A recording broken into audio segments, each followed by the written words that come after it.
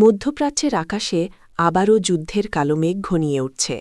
বারুদের গন্ধে ভারী হয়ে উঠছে পুরো অঞ্চল।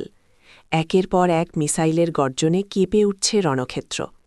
ইরান তাদের বহুল আলোচিত অপারেশন ট্রু প্রমিস 4-এর ২৩তম ধাপ শুরু করেছে বলে ঘোষণা দিয়েছে। এই নতুন হামলার খবর প্রকাশ হওয়ার পর থেকেই ওয়াশিংটন থেকে তেল আবিব পর্যন্ত উদ্বেগ ও উৎকণ্ঠা ছড়িয়ে পড়েছে।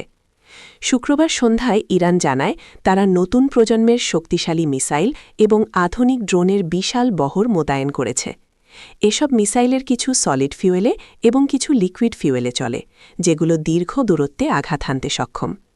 ইরানের দাবি, তাদের লক্ষ্যবস্তু হল মধ্যপ্রাচ্যের বিভিন্ন দেশে ছড়িয়ে থাকা মার্কিন সামরিক ঘাঁটি এবং ইসরায়েলের গুরুত্বপূর্ণ কৌশলগত স্থাপনাগুলো। হামলার তালিকায় রয়েছে বেশ কয়েকটি গুরুত্বপূর্ণ ঘাঁটি।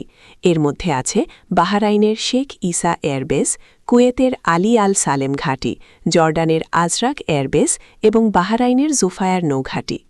এসব স্থানে সম্ভাব্য হামলার আশঙ্কায় এখন সতর্কতা জারি করা হয়েছে এবং অনেক জায়গায় সাইরেন বেজে উঠছে।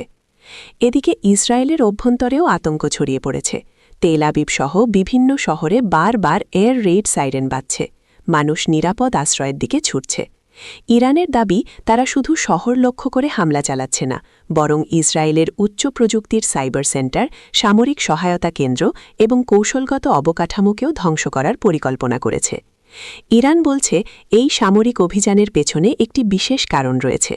তাদের দাবি অনুযায়ী মিনাব স্কুল গণহত্যা নামে পরিচিত এক ঘটনায় মার্কিন ও ইসরায়েলি হামলায় ১৬৫ জন নিরীহ স্কুলছাত্রী নিহত হয়েছিল।